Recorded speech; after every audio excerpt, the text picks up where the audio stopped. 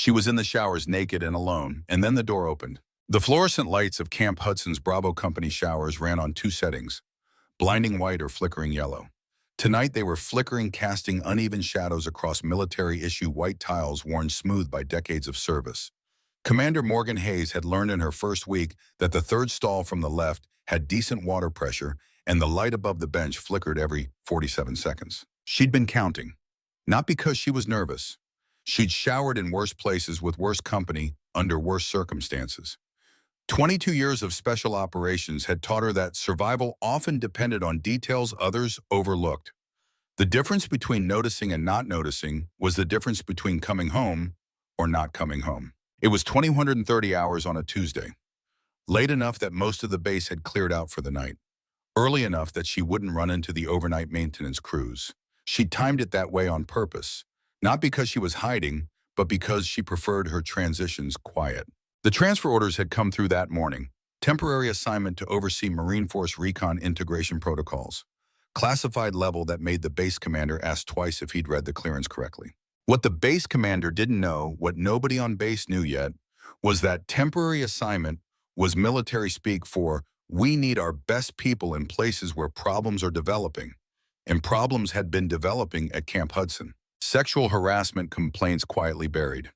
Training accidents that weren't really accidents. 3 female Marines had requested transfers in the past 6 months. A culture that had gotten comfortable with the wrong kind of comfortable. The Pentagon had been watching, waiting. When a congressional inquiry started asking uncomfortable questions about institutional failures and command climate assessments, they decided to send someone who could evaluate the situation without announcing an investigation. So they sent Morgan Hayes. Not just because she was qualified, though she was extensively, not just because she could handle herself in hostile environments, though she'd proven that in a dozen countries whose names were still classified. They'd sent her because she had a particular talent for identifying threats that didn't announce themselves, predators who hid behind rank and protocol, men who mistook authority for immunity. She'd arrived that morning on a military transport from Norfolk, carrying a single duffel bag and a manila folder sealed with tape that read, "Eyes only, National Security Directive." The base commander had read it twice, made 2 phone calls to verify its authenticity, and then quietly assigned her quarters in the officers' wing with instructions that she was to be given complete operational access to evaluate training protocols. What he hadn't done was announce her presence to the base. That was intentional. You couldn't evaluate a culture if everyone knew they were being watched. She stood under the spray hot enough to ease the tension in her shoulders from the 14-hour flight. The scar across her collarbone caught the flickering light as she moved. Thin, precise, about 4 inches long. The kind surgeons made when they had to work fast and deep. Most people assumed it was from some training accident or maybe a car wreck. They were wrong. It was from Kandahar 2018. She'd taken shrapnel from an IED while extracting a downed pilot behind enemy lines. The same operation that had earned her a Navy Cross she couldn't wear and commendations she couldn't discuss. Then she heard the door open. The sound cut through the white noise of the shower like a blade. Not the careful, respectful entrance of someone checking if the facilities were occupied. Not the hurried shuffle of someone late for lights out. This was different, deliberate, predatory. Hayes didn't turn around, didn't change her breathing, didn't reach for the towel hanging just outside the stall. Instead, she listened. 3 sets of footsteps, heavy boots, not shower shoes, moving slowly, spreading out. The squeak of rubber soles on wet tile, the rustle of fabric, uniforms, not towels. "Well, well, well," a voice drawled from somewhere behind her, young, cocky, with the kind of false confidence that cracked under pressure. "Looks like we got ourselves a late-night visitor."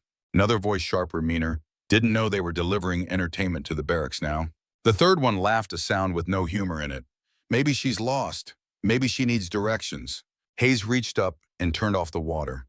The sudden silence felt thick, dangerous. She could hear them breathing now, could sense their positions without looking. One by the entrance blocking the exit, one near the lockers cutting off access to her clothes. The third moving closer to the shower stalls, testing boundaries.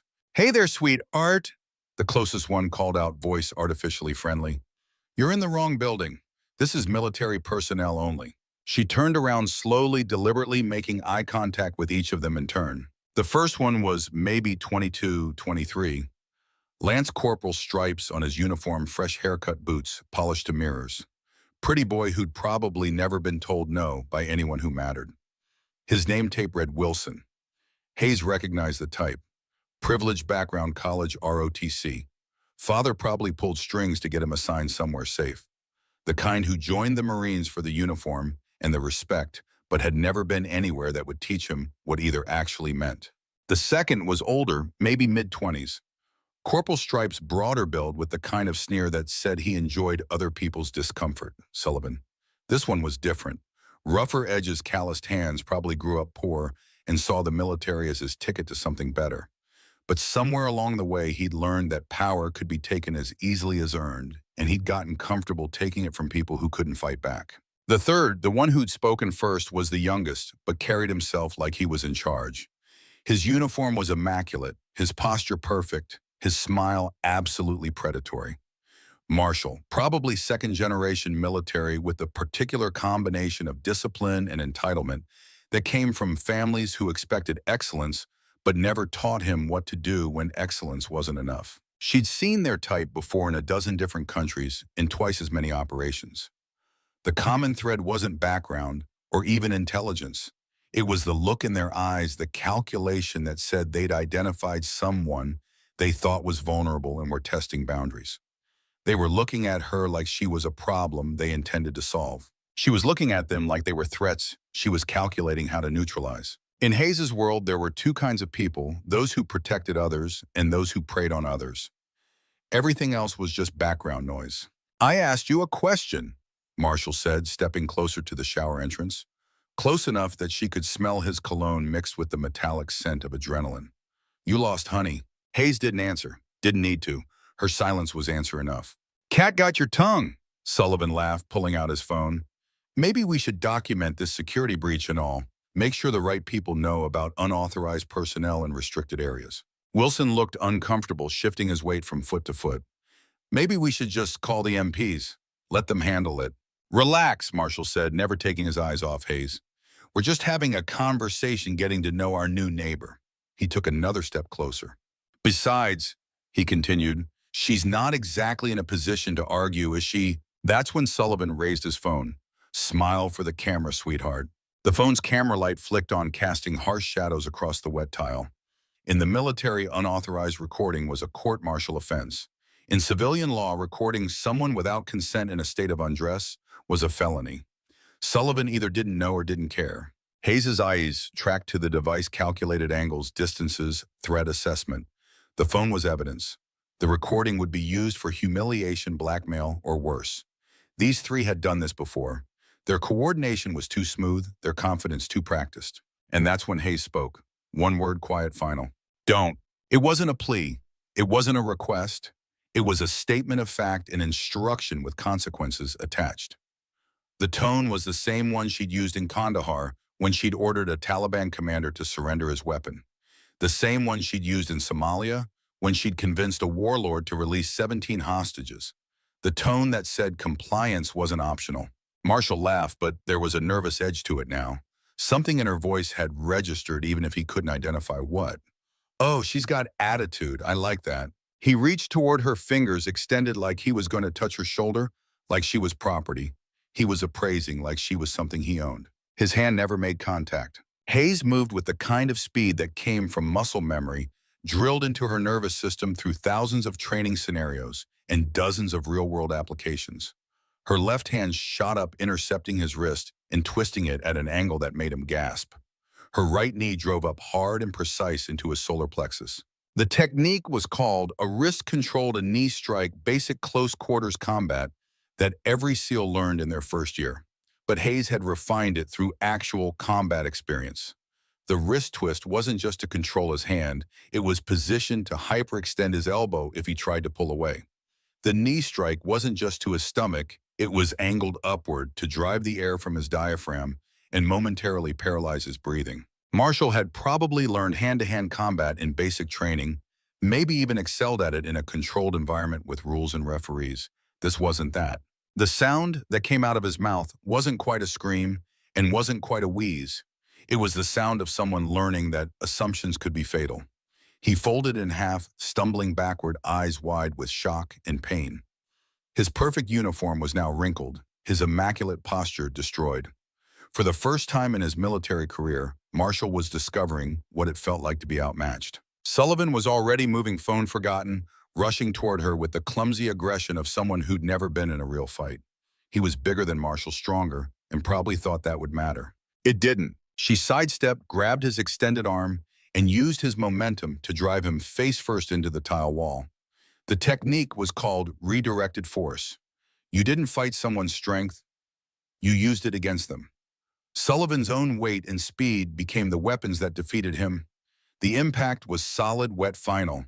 The crack of his nose breaking echoed off the walls like a gunshot. He slid down the wall, leaving a smear of blood from his nose, landing in a heap at the base of the shower, unconscious, before he hit the floor.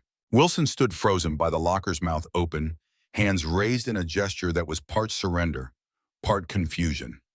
He was smart enough to recognize that whatever was happening here wasn't going according to their plan. Smart enough to realize that the woman they'd cornered wasn't a victim. "Jesus Christ," he whispered. "Jesus Christ, what are you?" Hayes looked at him with the kind of calm that came from having survived situations that would have killed most people. Water still dripped from her hair. Steam still rose from her shoulders, but her eyes were completely steady. "I'm your commanding officer," she said quietly. Wilson's face went white. Behind him, the locker room door slammed open. Heavy boots thundered across the tile. Voices shouted orders and questions and demands for someone to explain what the hell was happening. Master Sergeant James Daniels was first through the door, followed by 2 MPs and a junior officer. Daniels had been a Marine for 24 years, served 3 tours in Iraq, 2 in Afghanistan. He'd seen combat, seen violence, seen the aftermath of men doing terrible things to each other and to innocent people. But he stopped dead when he saw the scene in front of him. Not because of the violence he'd seen worse, not because of the blood he'd cleaned up after firefights that made this look like a playground scuffle. He stopped because of the woman standing naked in the shower, completely calm, while 3 Marines lay scattered across the tile like broken toys. There was something about her posture, her breathing, the way she held herself, that made his trained eye recognize a fellow predator. Not the kind that hunted the innocent, but the kind that hunted the hunters. "Ma'am," he said, carefully using his command voice, but keeping it respectful. "Are you injured?" "No," she replied, and her voice was steady, not shaky with adrenaline, not tight with fear, just steady. Daniels had heard that tone before. From snipers after a successful mission, from special operators after extracting hostages from people who'd done violence professionally and were comfortable with the aftermath. One of the MPs stepped forward, hand moving instinctively toward his sidearm. "Ma'am, we're going to need you to identify yourself and explain what happened here." The MP was young, maybe 25, with the kind of by-the-book attitude that came from limited experience and too much reliance on protocol.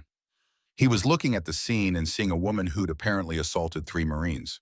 What he wasn't seeing was the positioning of the bodies, the defensive wounds, the way the phone had been dropped by the entrance.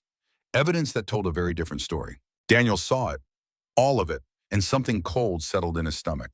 Hayes walked to the bench where she'd left her clothes, pulled her utilities on, with the same methodical precision she'd used to remove them. When she was dressed, she reached into the cargo pocket and pulled out her ID wallet. She handed it to Daniels. He opened it, read the first line, and his face went through several shades of pale. His hands actually trembled as he read further. 24 years in the Marines, and Daniels had never seen clearance levels this high on anyone below flag rank. "Oh shit," he whispered. The junior officer stepped closer. "Sergeant, what is it?" Daniels closed the wallet and handed it back to Hayes with the kind of careful respect usually reserved for unexploded ordnance. His military bearings snapped into place, shoulders back, spine straight, eyes forward. "Sir," he said to the junior officer, his voice tight with something between awe and terror. "We need to call the base commander immediately, and possibly the Pentagon." "What? Why?" Daniels turned to face the room, his voice carrying the authority of 2 decades of service. "Gentlemen, I'd like to introduce you to Commander Morgan Hayes, United States Navy SEAL, Congressional Medal of Honor recipient, Silver Star, Purple Heart Bronze Star with Valor Combat Action Ribbon." The junior officer's face went white. "Sir, did you say Medal of Honor?" "I did." Daniels turned back to Hayes. "Ma'am, if I may ask, what brings you to Camp Hudson?" "I'm here to evaluate training protocols and command climate," she replied evenly. As of this morning, I'm also your acting commanding officer for Special Operations Integration. The silence that followed was the kind that preceded earthquakes. Marshall was still on the floor, clutching his ribs and trying to breathe. Sullivan sat against the wall, blood streaming from his nose, staring at nothing with the vacant expression of someone whose world had just been turned upside down. Wilson stood by the lockers, shaking as the full weight of what they'd attempted began to settle in. The Medal of Honor. There were fewer than 3,500 living recipients in the entire United States. Most of them were from World War II and Vietnam. The modern recipients, Iraq, Afghanistan, the classified operations that never made the news, numbered in the dozens. And they had just tried to sexually assault one of them. The MP who'd reached for his weapon now looked like he wanted to disappear entirely. "Sir, ma'am, Commander," he stammered. "We had no idea. We'll need to document this incident. Standard procedure." "Documentation won't be a problem," Hayes said calmly. "These 3 Marines attempted to sexually assault a superior officer. They recorded it on a personal device without consent. They cornered me in a state of undress and made physical contact despite clear verbal warnings to stop." She picked up Sullivan's phone from where it had fallen. "Check the screen. The recording is still there. Evidence of their intent, their words, their actions. Everything they did is on this device, along with whatever other recordings they may have made of previous victims." Daniel stepped forward. "Previous victims, ma'am. Men like this don't start with a Medal of Honor recipient," Hayes replied matter-of-factly. "They practice on people they think can't fight back. I'd recommend checking missing persons reports, transfer requests, and any female personnel who've requested early discharge in the past 6 months." The weight of that statement settled over the room like lead, because she was right. Predators didn't start with the hardest targets. They started with the vulnerable ones. Wilson finally found his voice. "Ma'am, Commander, we didn't know. If we'd known who you were..." Hayes looked at him with the kind of calm that came from having survived situations that would have killed most people. "If you'd known who I was, you'd have found someone else to corner. Someone who couldn't defend herself. Someone who wouldn't fight back." Wilson's face crumpled because that was exactly what he meant, and they both knew it. "These 3 Marines attempted to sexually assault a superior officer," she continued in the same conversational tone. "I defended myself. They learned something. We're done here." Daniels nodded rapidly. "Yes, ma'am, absolutely. We'll handle the paperwork, the disciplinary action, everything. Court-martial proceedings will begin immediately. See that they do." But as she moved toward the door, Daniels called out, "Ma'am, if I may ask your orders here, are you evaluating just training protocols?" Hayes paused, looked back at the 3 Marines on the floor, then at Daniels. "I'm evaluating everything, Sergeant. Training, leadership, culture, climate. The kind of environment that produces men who think they can corner women in showers and face no consequences." Daniels swallowed hard. "Understood, ma'am." "And Daniels?" "Yes, ma'am. This incident, it's not isolated. Men who behave like this don't do it once. They do it until someone stops them. I want a complete review of every sexual harassment complaint filed on this base in the past 2 years. Every transfer request from female personnel, every early discharge that cited personal reasons." "Yes, ma'am. And I want it on my desk by 0800 tomorrow." "It'll be there, ma'am." She started toward the door, then paused. "Sergeant Daniels." "Yes, ma'am. I want these 3 transferred off this base by Friday. I don't care where they go, but they don't belong here." "Understood, ma'am." "And Daniels?" "Yes, ma'am. Next time someone tries to corner a woman in the showers, maybe respond a little faster." His face flushed red. "Yes, ma'am. Won't happen again, ma'am." Hayes walked out of the locker room and into the hallway, leaving behind a scene that would be talked about in whispers for years to come. Behind her, she could hear Daniels barking orders, the MPs moving to detain the 3 Marines' phones being dialed to wake up officers who would need to start damage control immediately. But word was already spreading. Military bases were like small towns. Gossip traveled faster than official communications. By the time Hayes reached her quarters in the officers' wing, 3 different versions of the story were already making their rounds through the barracks. The night watch had heard about a fight in the women's locker room. The mess hall staff had heard about 3 Marines getting hospitalized by a civilian contractor. The motor pool crew had heard about a female officer taking down multiple assailants in hand-to-hand combat. None of them had the full story yet, but they all had pieces. Corporal Sarah Torres was working the late shift in communications when the call came through to the base commander's residence. She wasn't supposed to listen to command-level communications, but when you heard phrases like Congressional Medal of Honor and attempted sexual assault, And SEAL Commander, you paid attention. By 0230, Torres had quietly shared what she'd overheard with two other female Marines in her unit. By 0300, those Marines had called their roommates. By 0400, every female service member on base knew that someone had finally fought back. Staff Sergeant Rodriguez was in the security office reviewing overnight incident reports when the official paperwork started flowing through. 3 Marines in the brig awaiting court-martial. Sexual assault charges, assault on a superior officer, unauthorized recording. The charges read like a prosecutor's dream case, but it was the victim's statement that made him sit back in his chair and whistle low. Commander Morgan Hayes, Navy SEAL Congressional Medal of Honor, Purple Heart, Silver Star, Bronze Star with Valor Combat Action Ribbon. The woman had been decorated for valor in conflicts most people didn't even know were happening. Rodriguez had been in the Marines for 16 years. He'd served with some tough people, knew some serious operators, but he'd never seen a service record like this one. This wasn't just a female officer who could defend herself. This was one of the most decorated combat veterans in the modern military. And 3 Marines had tried to sexually assault her in a shower. He shook his head and reached for his coffee. Those 3 idiots had just ended their careers in the most spectacular way possible. She walked through the base like she owned it because she did, not because of her rank or her reputation or the classified operations she'd completed in places that didn't exist on any map. She owned it because she had just demonstrated something that every person on that base needed to understand. Respect wasn't given because someone asked for it nicely. It was earned, and sometimes it was taken. By 600 the next morning, every Marine on base knew the story. Not the gossip version, not the rumor mill distortion, but the facts. A SEAL commander had been assigned to evaluate their unit. 3 Marines had attempted to assault her. Those 3 Marines were now facing court-martial proceedings and would be lucky if they weren't discharged dishonorably. But more importantly, everyone now knew that the quiet woman they might see in the mess hall or the motor pool or walking the base perimeter at dawn wasn't someone to be underestimated. The breakfast mess hall was unusually quiet that morning. Conversations were subdued, respectful. When Hayes walked in at 0630 for her first official meal on base, wearing clean utilities with her name tape properly positioned and her rank clearly visible, something interesting happened. Marines stood up, not because they were ordered to, not because protocol demanded it, but because word had gotten around about what she'd accomplished in her career, about the operations she'd led, about the people she'd saved.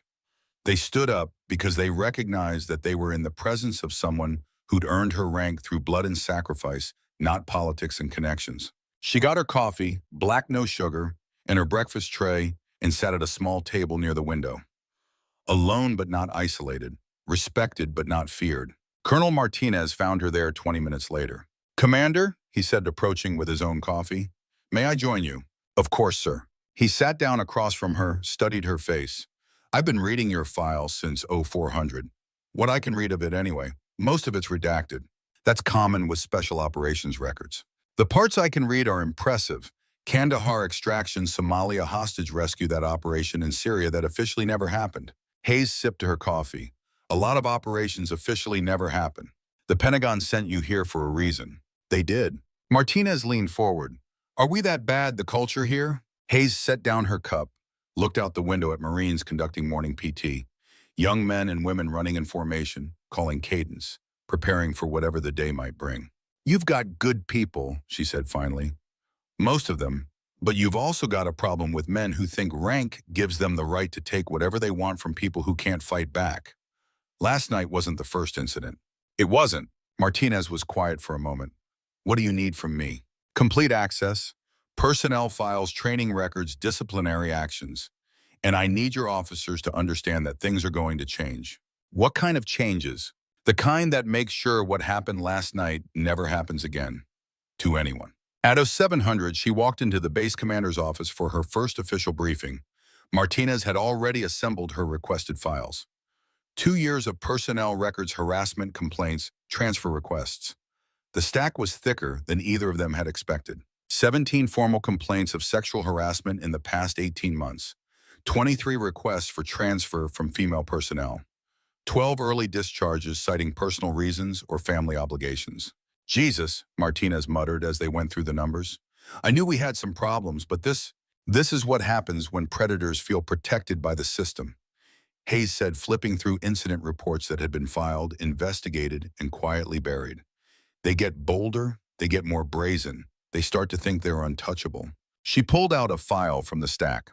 Lance Corporal Wilson, 3 previous complaints against him, all dismissed for insufficient evidence, all from female Marines who requested transfers within 6 months of filing. Another file. Corporal Sullivan, 2 formal complaints, 1 informal. The informal complaint was withdrawn after the complainant was reassigned to a different unit. Martinez rubbed his temples. Marshall clean record, but he's friends with Wilson and Sullivan. Probably learned from them. What do you recommend? Martinez asked. Start over. New protocols, new training, new standards. And anyone who can't meet them, find somewhere else for them to serve. Martinez nodded. Whatever you need.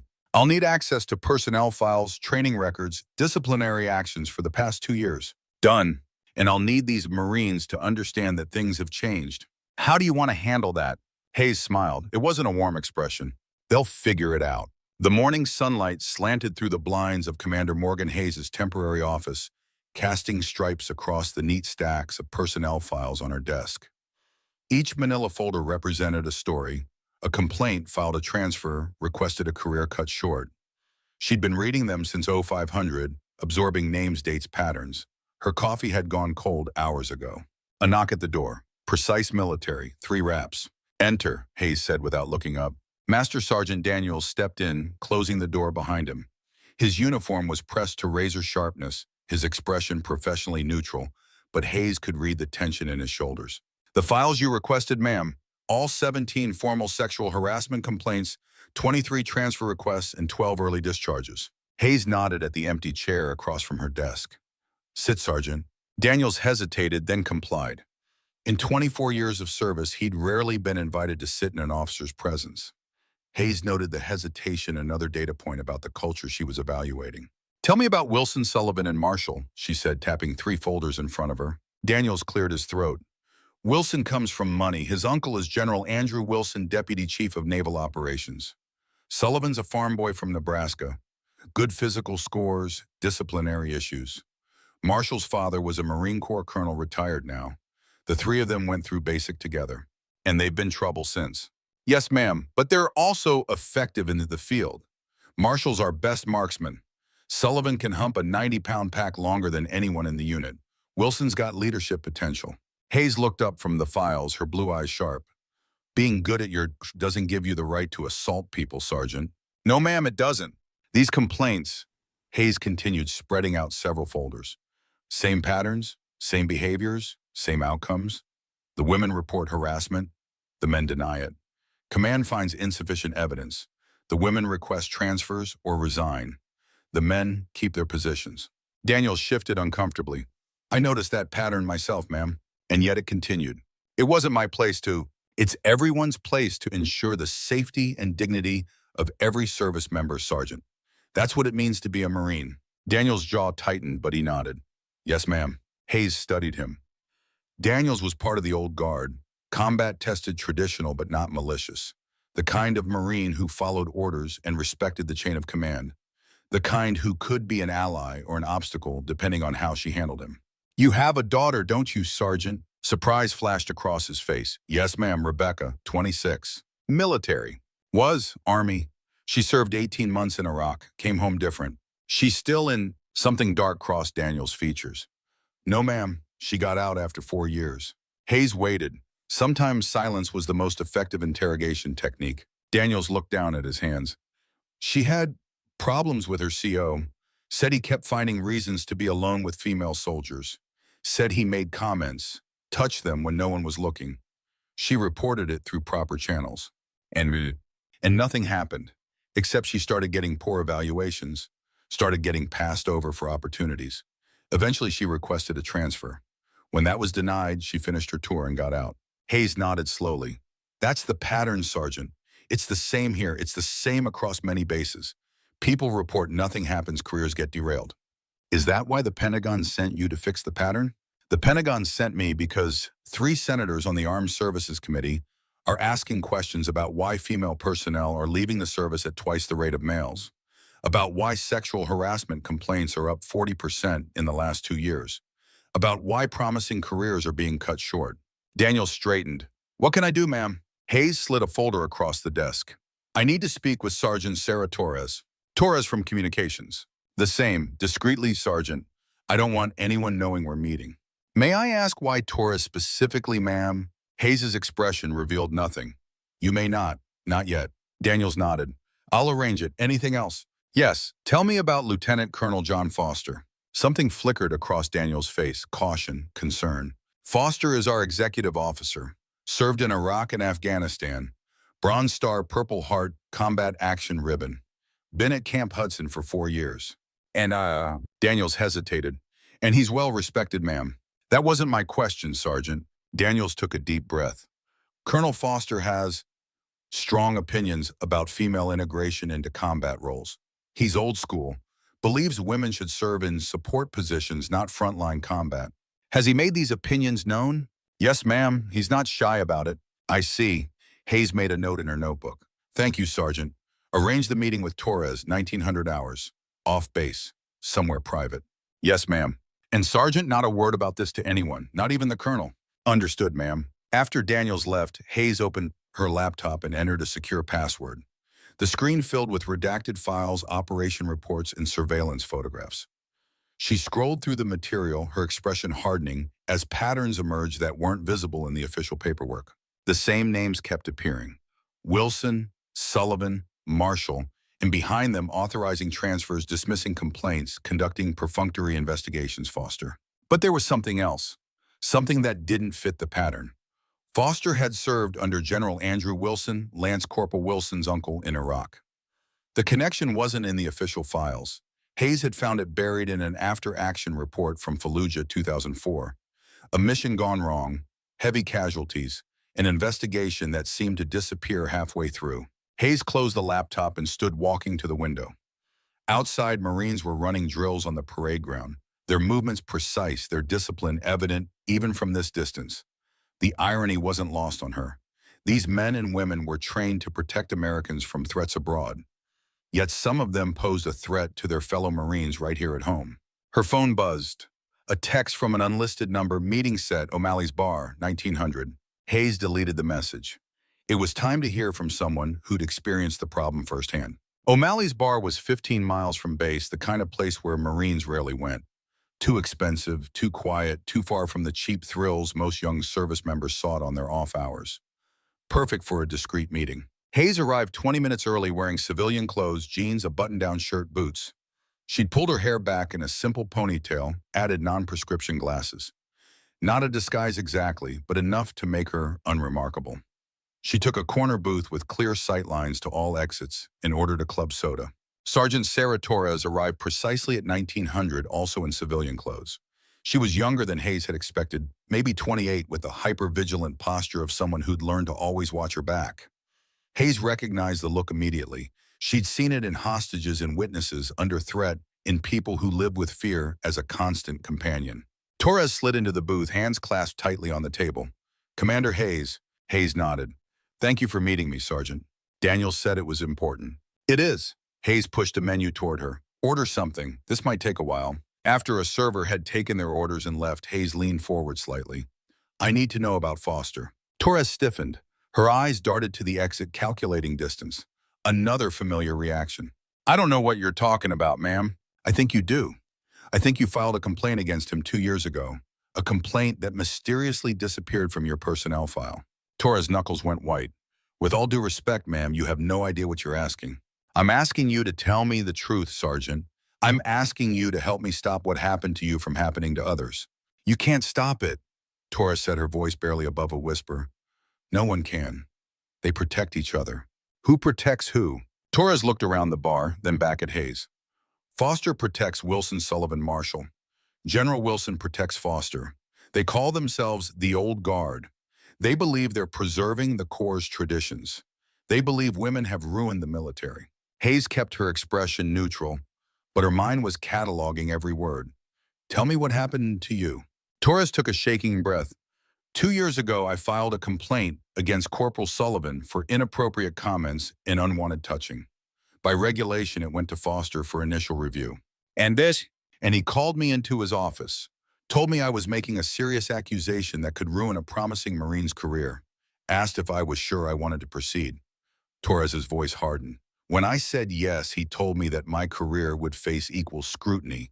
Said they'd look into every mission I'd been on, every report I'd filed, every male Marine I'd interacted with. He threatened you. Not directly. He was too smart for that. But the message was clear. Torres looked down at her hands. A week later, I was denied a promotion. A month after that, I was scheduled for transfer to a communications outpost in Alaska. But you're still here. I withdrew the complaint. Suddenly, the transfer was canceled. The next promotion cycle, I made sergeant. Torres's laugh was bitter. See how the system works, ma'am. Did Foster ever approach you directly? Torres hesitated. Once, after I withdrew the complaint, he found me alone in the communications center late shift, told me I'd made the right decision, that I had a future in the Corps if I understood how things worked. Did he touch you? He put his hand on my shoulder, kept it there too long. Torres shuddered at the memory. Then he said something I'll never forget. The Corps has traditions worth protecting, Corporal. Some things are bigger than any of us. Hayes nodded slowly. The picture was becoming clearer. Not just isolated incidents of harassment, but a systematic effort to maintain a culture where certain men could act with impunity. Are there others? Other women who've had similar experiences? Torres nodded. At least 5 that I know of, maybe more. Would they be willing to speak with me? I don't know. They're scared, ma'am. We all are. Hayes studied the young sergeant. Behind the fear there was strength, resilience, the kind of qualities the Corps needed. What if I could guarantee their safety? What if I could promise that this time would be different? Torres looked at her skeptically. With respect, ma'am, every new commander thinks they can change things. But the system is bigger than any one person. Hayes leaned forward, her voice low and intense. Sergeant, do you know what I did before I came here? You're a SEAL, everyone knows that now. Yes, but do you know what SEALs actually do? We don't just fight battles. We change the conditions that make battles necessary. We go into hostile territory, identify threats, neutralize them, and reshape the environment. Understanding dawned in Torres's eyes. This is a mission for you. Yes, and I need intelligence from the ground. I need allies who know the terrain. Torres was quiet for a long moment, weighing options, calculating risks. Finally, she nodded. I'll talk to the others. No promises, but I'll try. That's all I ask. As they prepared to leave, Torres hesitated. Ma'am, what you did to those 3 in the shower, the whole base is talking about it.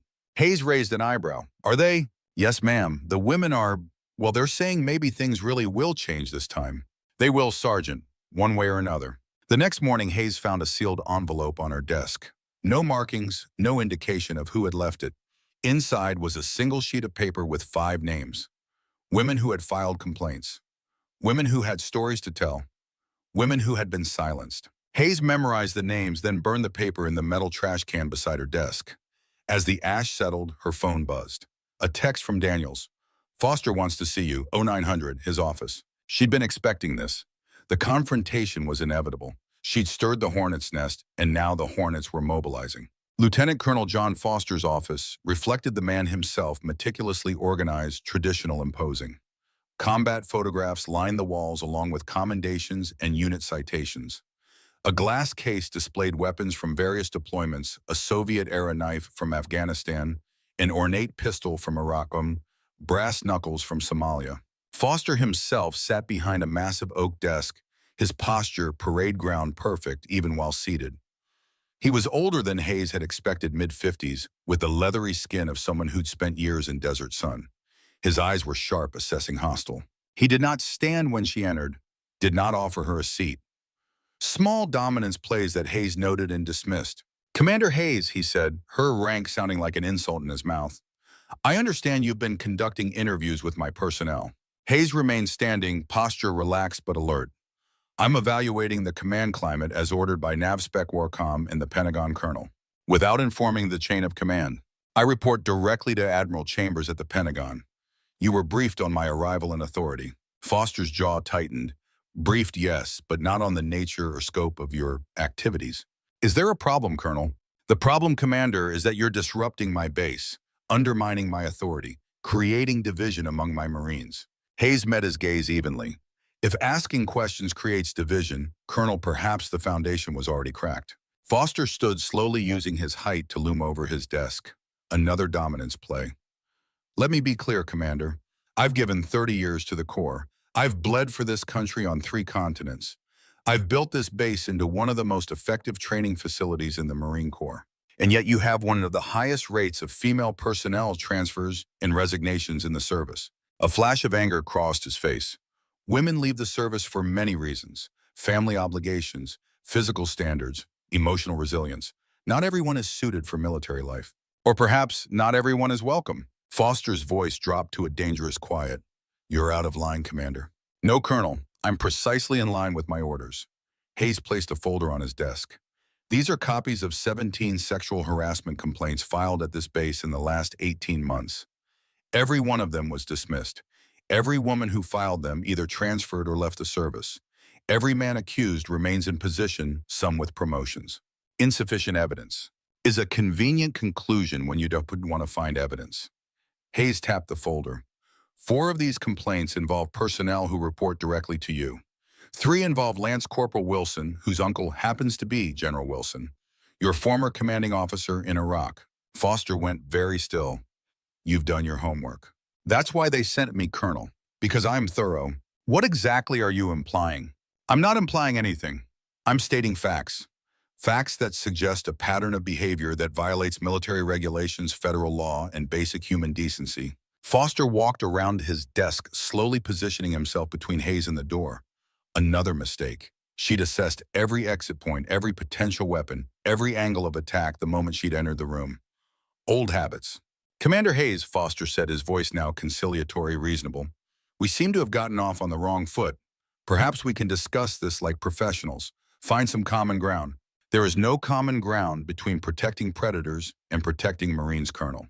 These are serious accusations based on hearsay and disgruntled personnel. You're new here. You don't understand our culture, our traditions. I understand the Uniform Code of Military Justice. I understand the oath we all took. Foster's reasonable facade slipped just for a moment. The oath I took was to protect this country.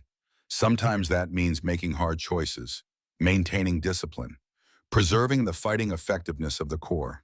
By allowing sexual harassment, by punishing victims, by maintaining standards, Foster's control cracked further. Standards that have kept this country safe for 200 years. Standards that are being eroded by social experiments and political correctness. Hayes didn't react to his outburst. She'd heard similar arguments before from similar men. Men who confused tradition with righteousness, who mistook cruelty for strength. You know what undermines fighting effectiveness, Colonel? Sexual assault, harassment, discrimination, forces that drive good people out of the service, forces that destroy unit cohesion and trust. Foster's face darkened. You have no idea what you're talking about. You've spent your career in special operations with hand-picked teams. You don't understand how a real military unit functions. I understand that leaders protect their people, all their people.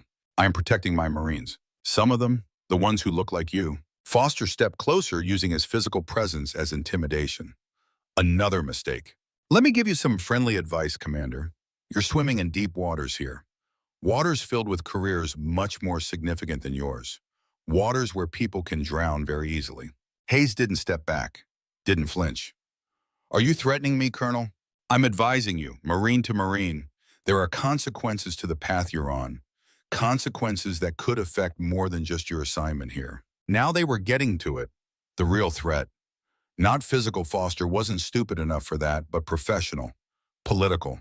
I appreciate your concern for my career, Colonel. Now let me offer you some advice in return. Hayes's voice dropped to the same quiet tone she'd used in the shower. I've survived things that would break most people. I've faced enemies far more dangerous than a desk officer with outdated views and political connections. She stepped closer, erasing the distance he'd created. You think you're protecting traditions. I think you're protecting predators. One of us is wrong, and I'm going to prove it's you. Foster's face flushed with anger. You have no idea who you're dealing with. Neither do you, Colonel. That's the interesting part. As Hayes turned to leave, Foster called out, I spoke with General Wilson this morning. He's very interested in your activities here. Very interested indeed. Hayes paused at the door. Give the General my regards. Tell him I look forward to discussing his nephew's behavior in front of the Armed Services Committee. The look on Foster's face was worth the trip to his office. Shock followed by calculation, followed by the first flickers of genuine worry. Good, he should be worried. Back in her office, Hayes found Daniels waiting, his expression grim. "I take it the meeting with Foster went well," he said, noting her expression. "About as expected. He's already making calls. To the Pentagon, to Marine Corps headquarters, to anyone who might have influence over your assignment." Hayes nodded. "Of course he is. Men like Foster don't fight fair. They fight from the shadows. They use connections and whispers and political pressure. Will it work? It might. The system is designed to protect men like him." Daniels frowned. "Then why confront him directly? Why show your hand?" Hayes smiled thinly. "Because sometimes you need to flush the prey into the open, Sergeant.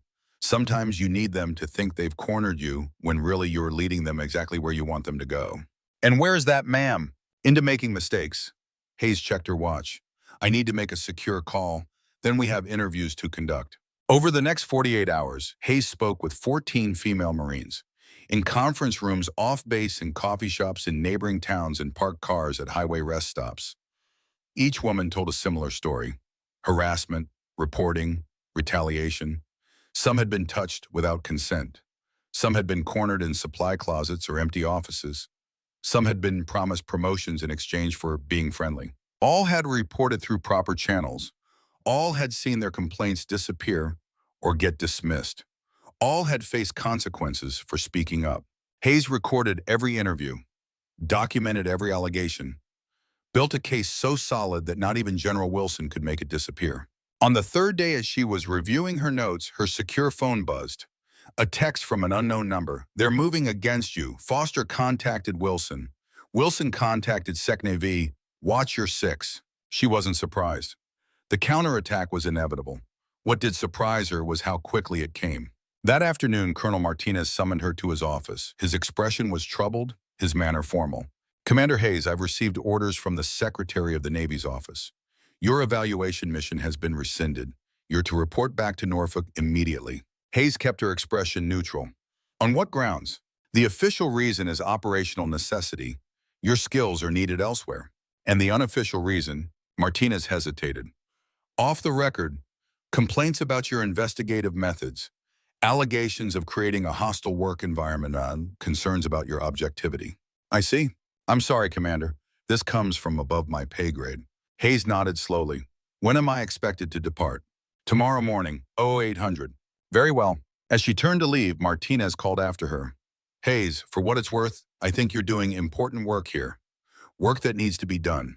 "Thank you, sir. But with respect, thinking it's important isn't enough. Acting like it's important is what matters." The words hung in the air between them as she left. Back in her quarters, Hayes made 3 secure calls. The first to Admiral Chambers at the Pentagon explaining the situation. The second to her former SEAL team commander, now a security contractor with connections throughout Washington. The third to a number that didn't exist in any official directory. When she finished, she sat back and waited. The pieces were in motion now. All she needed was time. A knock at her door, soft, hesitant, not military. Hayes opened it to find Sergeant Torres standing there, her face pale with worry. "They're shutting you down," Torres said without preamble. "News travels fast. Foster is already telling people you're being recalled because your investigation was baseless, that you were pursuing a personal vendetta." "Let him talk." Torres shook her head. "You don't understand. The women who spoke to you, they're terrified. If you leave, if this all gets buried again." "It won't." "How can you be sure?" Hayes sat back, gesturing Torres inside. Once the door was closed, she spoke quietly. "Because this was never just about Camp Hudson, Sergeant. This base is a test case, a proof of concept. What happens here will be replicated across the service." Torres's eyes widened. "This is bigger than Foster. Much bigger. Foster, Wilson, men like them, they're symptoms of a systemic problem. A problem the Secretary of Defense wants fixed. Then why are they recalling you?" "Politics, optics, the old guard protecting itself." Hayes handed Torres a small USB drive. "But they made a mistake. They moved too soon before I could be discredited." Torres looked at the drive. "What is this? Insurance?" "Every interview, every document, every connection between Foster, Wilson and the men they've protected. Encrypted but accessible with the right password." "What am I supposed to do with it?" "Keep it safe. If I'm not back in 72 hours, take it to this address." Hayes handed her a slip of paper. "Ask for Captain Reynolds. Tell him I sent you." Torres tucked both items into her pocket. "And if you do come back," Hayes smiled thinly, "then we finish what we started." After Torres left, Hayes packed her belongings methodically. Not because she expected to leave, but because appearances mattered. Let Foster think he'd won. Let him celebrate his victory. Let him get comfortable. Her phone buzzed one final time that night. A message from Admiral Chambers. Green light, committee hearing scheduled. 0900 tomorrow. Hayes deleted the message and went to sleep. Tomorrow would be interesting. The next morning, a Marine transport was waiting on the airfield as ordered. Hayes's bags were loaded, her paperwork processed. Colonel Martinez was there to see her off, his expression carefully neutral. Lieutenant Colonel Foster stood nearby, barely concealing his satisfaction.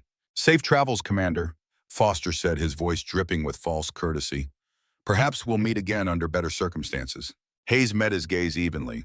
I'm certain we will, Colonel, sooner than you think. As she boarded the transport, Foster turned to Martinez, speaking just loudly enough for Hayes to hear. Well, that's that. Back to normal operations. But normal had already been redefined. Foster just didn't know it yet. The transport lifted off bank sharply and headed not east toward Norfolk, but north toward Washington, D.C., toward the Senate Armed Services Committee, where 17 women were already gathered ready to testify. Toward General Wilson, who would find himself explaining his nephew's behavior and his own interference. Toward a reckoning that had been delayed too long. Hayes checked her watch, 3 hours to landing, 4 hours until the hearing began, 5 hours until Foster realized exactly what kind of storm was about to break over his head. She settled back in her seat and closed her eyes. The mission wasn't over. It was just entering its final phase. The Dirksen Senate office building stood like a sentinel against the gray Washington sky, its neoclassical columns a reminder of enduring institutions.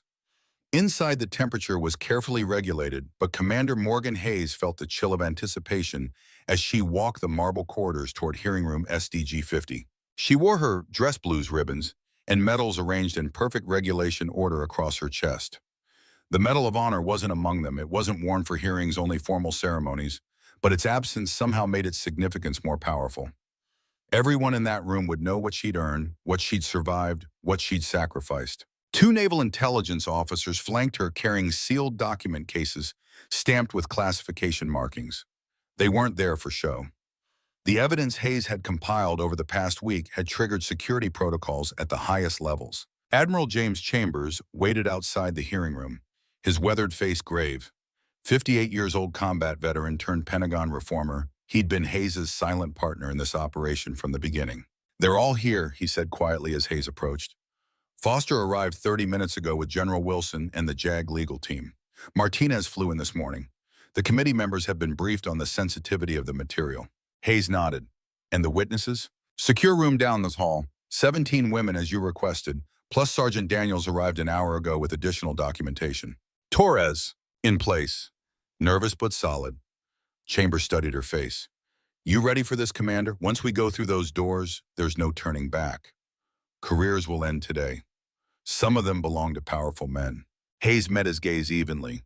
With respect, Admiral careers already ended. Women forced out of service they loved. Potential squandered. Talent lost. The only difference is, today the right careers will end. Chambers nodded, a faint smile touching his lips. That's why I recommended you for this. The Pentagon needed someone who couldn't be intimidated or compromised. They needed someone expendable if it went wrong. That too, Chambers admitted. Politics is never far from policy, even in the military, especially in the military. A Senate aide approached, clipboard in hand. Commander Hayes, the committee is ready. Hayes straightened her uniform jacket. Time to finish the mission. The Armed Services Committee hearing room was arranged like a theater.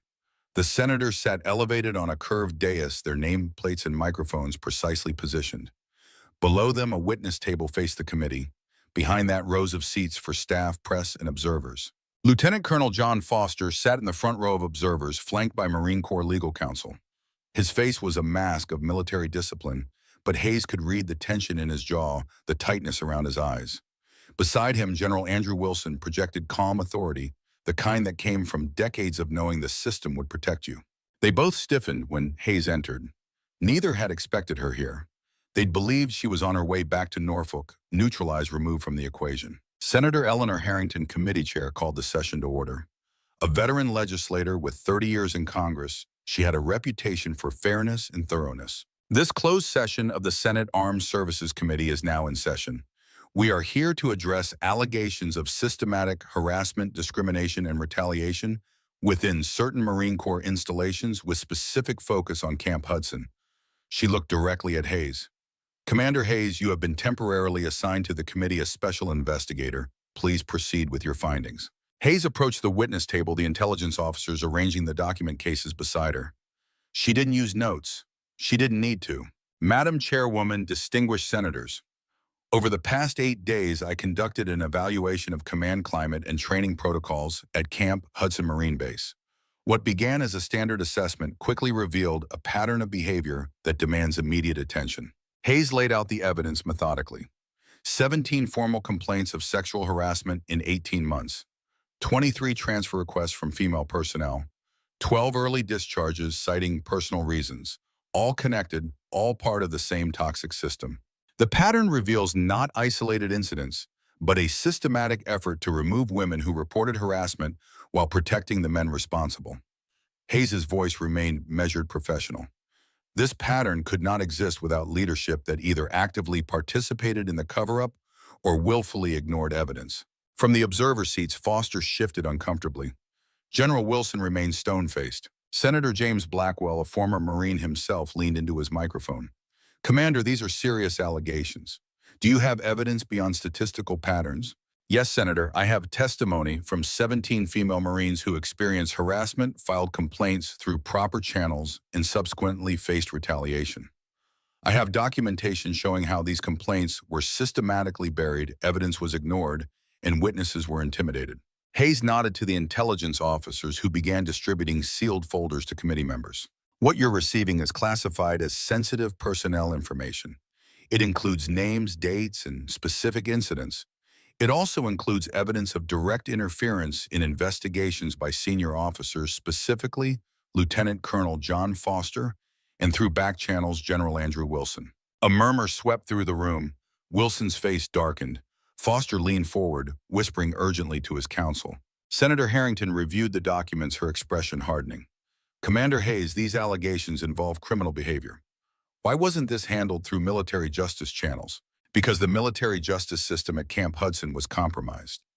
Senator, the very officers responsible for investigating complaints were the ones ensuring those complaints disappeared. Hayes pressed a button on the console before her. A recording played through the room's speakers. Foster's voice clear and unmistakable. The Corps has traditions worth protecting, Corporal. Some things are bigger than any of us. Another recording, Foster again speaking to Hayes herself. You're swimming in deep waters here, waters filled with careers much more significant than yours. Waters where people can drown very easily. Hayes stopped the playback. Lieutenant Colonel Foster directly threatened me and other complainants. He used his position to protect men like Lance Corporal Wilson, Corporal Sullivan, and Private First Class Marshal, all of whom have multiple harassment complaints against them. Lance Corporal Wilson, I should note, is General Wilson's nephew. General Wilson stood abruptly. This is outrageous. Commander Hayes is presenting selective evidence without context. This committee is being manipulated for a personal vendetta. Senator Harrington's gavel came down sharply. General Wilson, you will have your opportunity to speak. For now, please be seated. Wilson remained standing. Senator, I must protest. This entire proceeding violates chain of command and military protocol. Commander Hayes was recalled to Norfolk. She has no authority to present these allegations. Actually, General Admiral Chambers spoke from his seat near the wall. Commander Hayes was reassigned to my command at the Pentagon by direct order of the Secretary of Defense. Her presence here is fully authorized. Wilson's face flushed deep red. He looked to Foster, who stared straight ahead, the implications sinking in. They'd been outmaneuvered. Hayes continued her testimony detailing specific cases.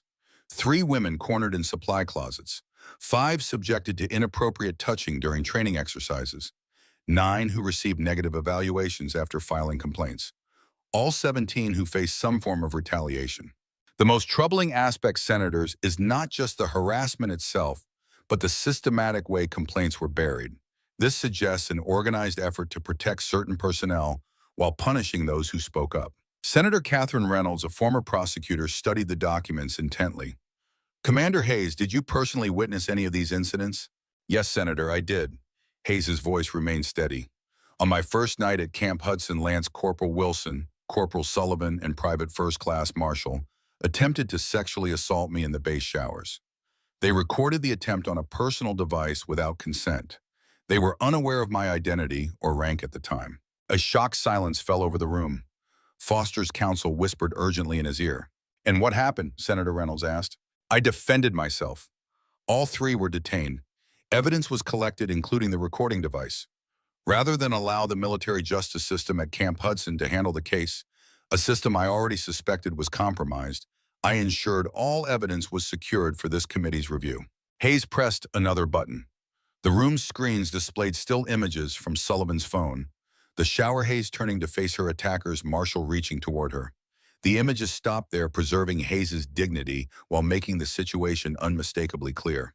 These three men had multiple prior complaints against them, all dismissed by Lieutenant Colonel Foster for insufficient evidence. Their behavior that night demonstrated not first-time offenders, but practiced predators who believed themselves protected. Foster could no longer maintain his composure. He stood pointing at Hayes. "This is a setup. You deliberately placed yourself in that situation to create this narrative. You baited those Marines into what, Colonel?" Hayes interrupted, her voice like steel. "Into assaulting a woman they found alone, into recording that assault, into believing they could act with impunity. If they were so easily baited into attempted sexual assault, what does that tell you about the environment you've created?" Foster faltered, realizing his mistake too late. Senator Harrington's gavel came down.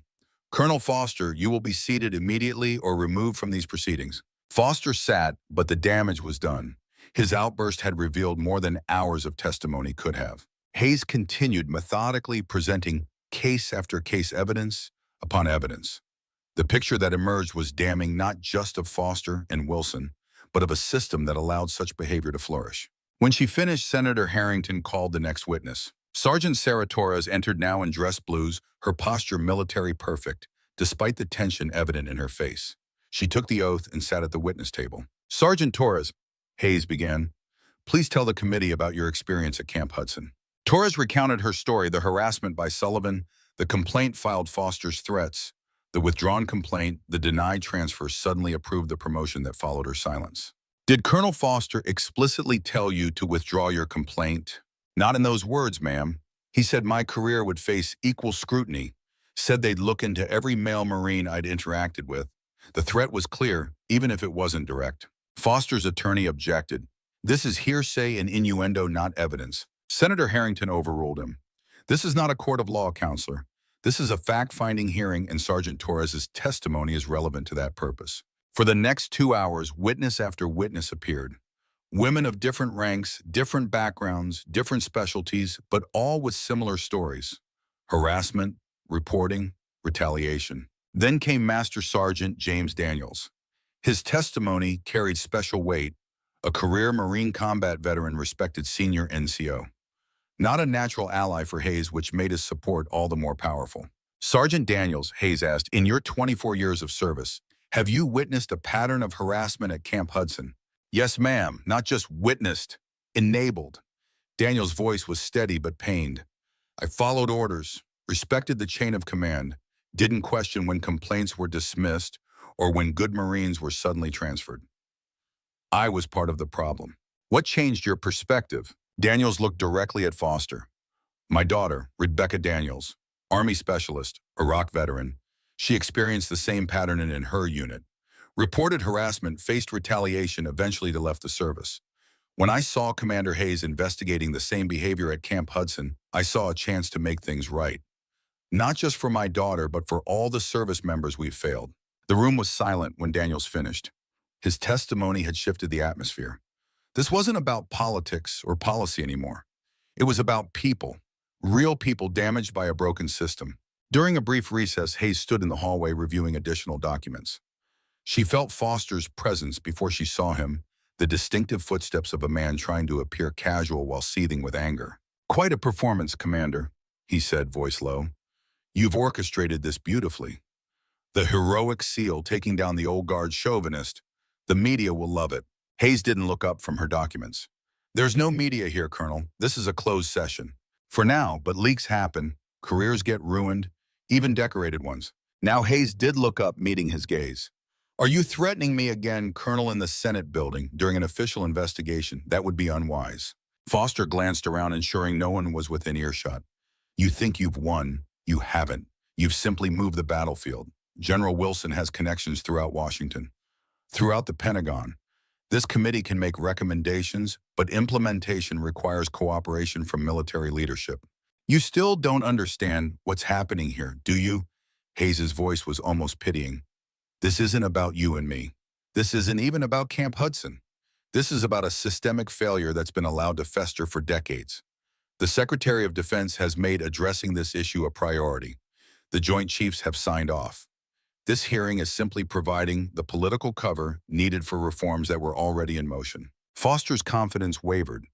You expect me to believe the entire military establishment is suddenly embracing this social engineering experiment? Not embracing, acknowledging reality. Every service member driven out by harassment represents millions in lost training investment. Every lawsuit costs taxpayer dollars. Every scandal damages recruitment. This isn't about social justice, Colonel. It's about military effectiveness. Before Foster could respond, Admiral Chambers approached. Commander Hayes, the committee is reconvening. Foster straightened, military bearing reasserting itself. This isn't over, Commander. For you, Colonel, Hayes said quietly, I believe it is. When the session resumed, it was General Wilson's turn to testify. The career officer approached the witness table with the confidence of a man accustomed to deference and respect. He'd navigated political minefields for decades. A Senate committee didn't intimidate him. General Wilson, Senator Harrington began. Did you intercede in the investigation of sexual harassment complaints against your nephew, Lance Corporal Andrew Wilson? Absolutely not, Senator. I maintain appropriate professional distance from matters involving family members. Then how do you explain these communications? Senator Reynolds held up several pages of printed emails and text messages. These show you contacted Colonel Foster directly after each complaint against your nephew. In this message, you specifically ask him to handle the situation discreetly. Wilson's composure cracked slightly. Those communications are being taken out of context. I was simply ensuring proper procedures were followed. By suggesting that the complainant had emotional problems, by recommending she be transferred to administrative duty in 29 Palms, that's ensuring proper procedures. Wilson glanced at his attorney, who nodded slightly. Senator, I may have exercised poor judgment in discussing these matters with Colonel Foster. I acknowledge that, but there was no coordinated effort to subvert military justice. Hayes watched Wilson carefully. He was falling back on the oldest defense in Washington, admit to poor judgment, but deny intentional wrongdoing. It might have worked except for what came next. Senator Harrington nodded to an aide who distributed another set of documents to committee members.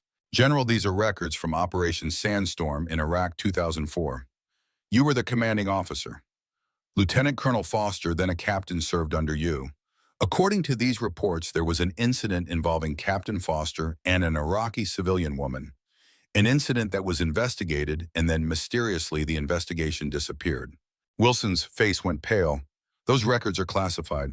They were declassified this morning by order of the Secretary of Defense. General, did you bury an investigation into sexual assault allegations against Captain Foster in 2004? The room went completely silent. Foster stared straight ahead, the muscle in his jaw working overtime. Wilson took a long moment before answering. Senator, combat zones present complex situations with incomplete information. Allegations are made often without proper context or evidence. As commanding officer, I had to make judgment calls about which allegations merited full investigation given limited resources. That's not an answer, General. It's the only answer I can provide without access to the full record of events from 18 years ago. Senator Reynolds pressed further. General, are you aware that after that incident, 3 more Iraqi women came forward with similar allegations against Captain Foster, allegations that were also dismissed without investigation? I was not aware, Senator. And are you aware that after Captain Foster was promoted to Major and transferred to Camp Lejeune, 4 female Marines filed harassment complaints against him over a 2-year period, complaints that were similarly dismissed? Wilson shifted uncomfortably. Senator, I cannot speak to matters outside my direct command. But you can speak to why, when Foster was assigned to Camp Hudson under your overall command structure, you specifically requested him despite this troubling history. The questioning continued for another hour. Wilson never directly admitted wrongdoing, but his evasions and qualifications told their own story. A picture emerged of long-standing patterns of protection and privilege, of a system designed to shield certain men while sacrificing others, particularly women who got in the way. When Wilson was finally dismissed, he avoided looking at Foster. The alliance was fracturing. Self-preservation was taking over. The committee moved into closed deliberations. Hayes' chambers and the witnesses were asked to remain available, but were escorted to separate waiting areas. The isolation was standard procedure, but it left Hayes alone with her thoughts. She hadn't wanted this assignment. After 22 years of special operations, she'd been planning retirement, perhaps consulting work, possibly even writing the memoir her former commander had been encouraging. Instead, she'd been pulled into one more mission, one more battle, but this time against an enemy within. An aide appeared at the door. "Commander Hayes, the committee requests your presence." When Hayes re-entered the hearing room, only the senators remained along with Admiral Chambers and the necessary staff. Foster Wilson and the other witnesses were absent. Senator Harrington addressed her directly. "Commander Hayes, the committee has reached several preliminary conclusions based on the evidence and testimony presented today.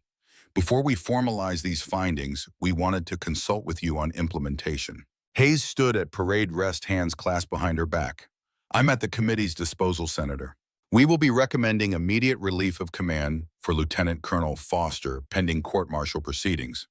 We will also recommend that General Wilson be placed on administrative leave while the Inspector General conducts a thorough review of his actions regarding Camp Hudson and previous commands."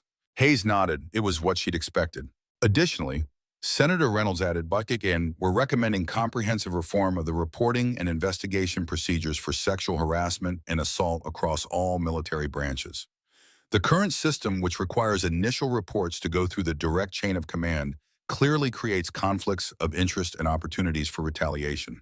"If I may, Senator," Hayes said, "any reform must include protection for whistleblowers and complainants.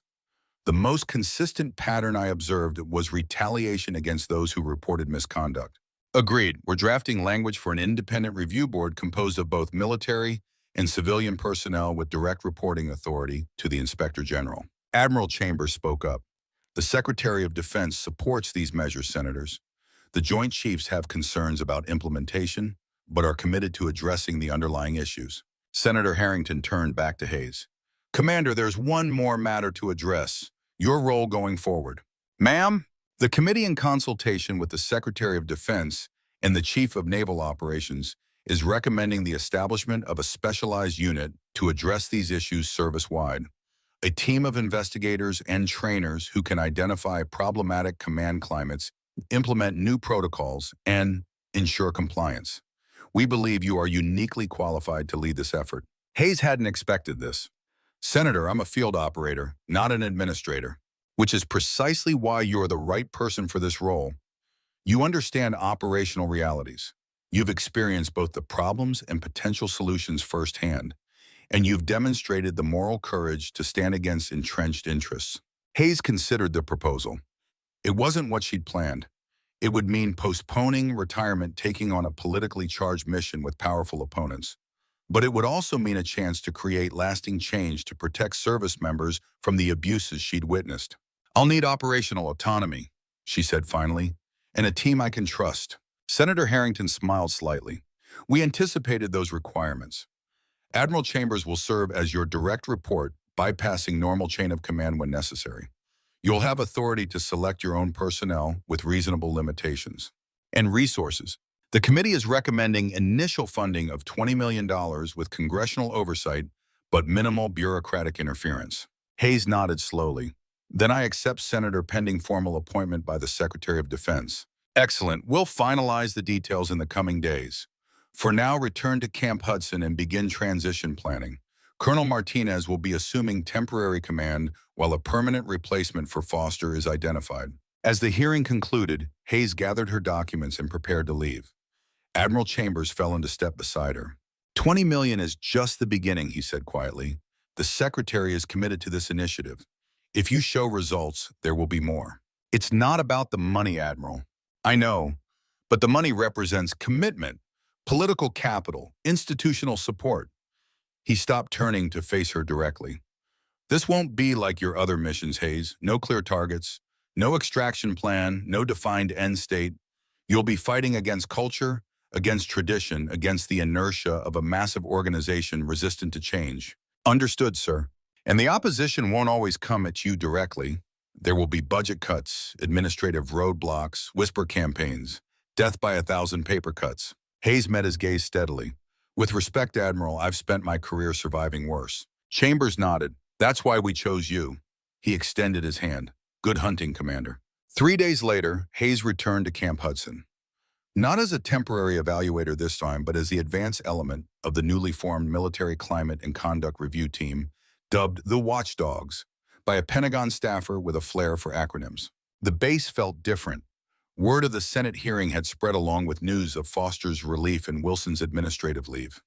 The air buzzed with uncertainty, apprehension, and from some quarters, hope. Colonel Martinez met her at the airfield, his manner more collegial than before. Welcome back, Commander. Your office has been prepared as requested. Thank you, Colonel. How's morale? Complicated. Some are worried about witch hunts. Others are relieved. Most are waiting to see what happens next. And you, Colonel, where do you stand? Martinez considered the question carefully. I stand with my Marines commander. All of them. I failed some of them by allowing Foster's behavior to continue. I won't make that mistake again. Hayes nodded. It was an honest answer, if not a perfect one. Martinez wasn't a visionary reformer, but he was adaptable, pragmatic. He could be worked with. Her first meeting was with Sergeant Torres and the other women who had testified. They gathered in the conference room that had once been Foster's domain, the change in leadership, symbolically important. First, Hayes began. I want to thank you all for your courage. What you did wasn't easy. It came with real risk. Torres spoke for the group. What happens now, Commander? Now we build something new. A system that protects those who serve rather than those with power. A culture that values every Marine's contribution regardless of gender. Hayes looked around the room, meeting each woman's eyes. And you all have a role to play in that if you choose to accept it. What kind of role? Asked a young corporal who had been one of Foster's earliest victims. Education. Implementation. Leadership. You've lived through the problem. Now help me design the solution. Hayes laid out folders on the table. These are transfer requests, positions on the new review team, specialized training, leadership development, options, not obligations. The women exchanged glances, surprised by the offer. Why us, Torres asked. Why not bring in outside experts? Because you are the experts. You know this base, you know the people, you know the reality behind the regulations. Hayes leaned forward slightly. And because the best way to change a system is from within, by people who have every reason to want it changed. One by one, the women took the folders, reviewing the opportunities inside. Some nodded immediately. Others looked uncertain but intrigued.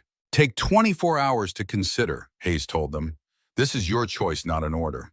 As the meeting concluded, Torres remained behind. Commander, may I speak frankly?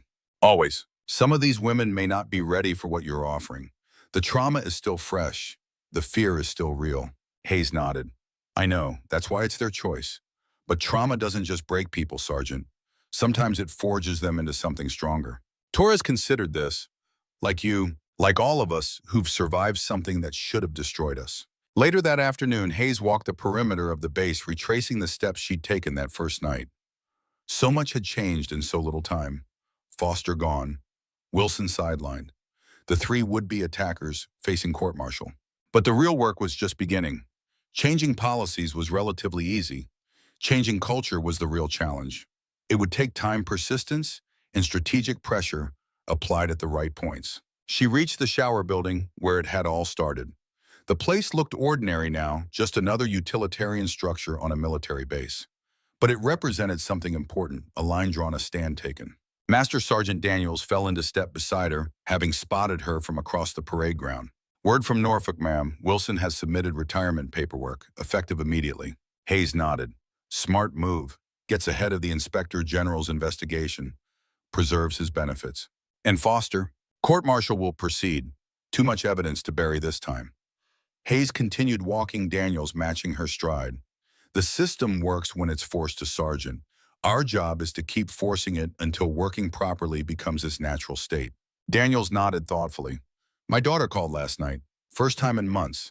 Said she saw the news about Camp Hudson, about the changes coming. Asked if it was real this time. What did you tell her? That it's real if we make it real. If we don't go back to business as usual once the spotlight moves on. He glanced at Hayes. Is that true, ma'am? It's the only truth that matters, Sergeant. Change happens when people make it happen, then refuse to let it slide back. They reached the edge of the base where a line of new recruits was running an obstacle course under the watchful eye of drill instructors. Young men and women pushing themselves to the limit, determined to earn the title of Marine. They deserve better than what we've given them, Daniel said, watching the recruits. Then let's make sure they get it. The next morning, Hayes entered the mess hall for breakfast. Just as she had that first day after the shower incident, only now everyone knew who she was and why she was there. As she moved through the serving line, conversation quieted eyes following her progress. She could feel the weight of attention, the mixture of respect, resentment, curiosity, and hope. She took her tray, coffee, black, no sugar, and found a small table near the window. Same spot as before. Routine and consistency mattered in situations like this. Showed stability, permanence. She had just begun eating when she noticed the movement. Marines standing up table by table.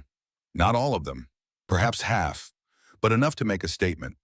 They stood silently, a gesture of respect, not required by regulation, but freely given. Hayes continued her meal, acknowledging the gesture with a small nod, but not making a spectacle of it. When she finished and stood to leave, Torres approached her now, wearing the insignia of her new role on the review team. We've got 18 more, Torres said, handing Hayes a folder, reports that were never filed officially, women who were afraid to speak up before. Hayes took the folder, and now they believe something might actually happen. Torres glanced around the mess hall at the mix of standing and seated Marines. It won't be easy. Not everyone wants change. Change never is. And it's never universal. Hayes handed the folder back. This is your first official case as Team Investigator Sergeant. Follow the evidence wherever it leads, even if it's uncomfortable, especially if it's uncomfortable. Torres straightened, accepting both the folder and the responsibility it represented. Yes, ma'am. As Hayes walked toward the door, she passed a table of young Marines, men and women, who had just completed basic training, their faces still showing the mixture of exhaustion and pride that came with earning the title. One of them, a young woman barely out of her teens, caught Hayes' eye. The look they exchanged was brief but significant. Not hero worship or blind admiration, but something more valuable, recognition. The understanding that passed between those who had fought similar battles even generations apart. Outside, the morning sun broke through the clouds, casting long shadows across the parade ground. Hayes paused, looking back at the base that had become the unexpected centerpiece of her final mission. It wasn't what she'd planned, it wasn't what she'd trained for, but perhaps it was what she'd been preparing for all along. After all, the most important battles weren't always fought behind enemy lines. Sometimes they were fought within the institutions sworn to protect the very ideals they sometimes failed to uphold. And sometimes the most effective weapon wasn't a rifle or a knife, or even a Medal of Honor. Sometimes it was simply the courage to stand up and say enough. What would you have done if you were in Commander Hayes' position? Would you have taken on the entire system like she did, or found another way to address the problem? If this story resonated with you, hit that like button and subscribe for more military thrillers that challenge the status quo. Our next story drops next week. A retired SEAL sniper is called back for one final mission that tests his loyalty to country and family. Share your thoughts in the comments below. How do you think the military should address issues of harassment and discrimination? What other military stories would you like to see? Remember, sometimes the most important battles aren't fought with weapons, but with courage, integrity, and the willingness to stand up for what's right. Same time every day, same channel. Until then, stay sharp.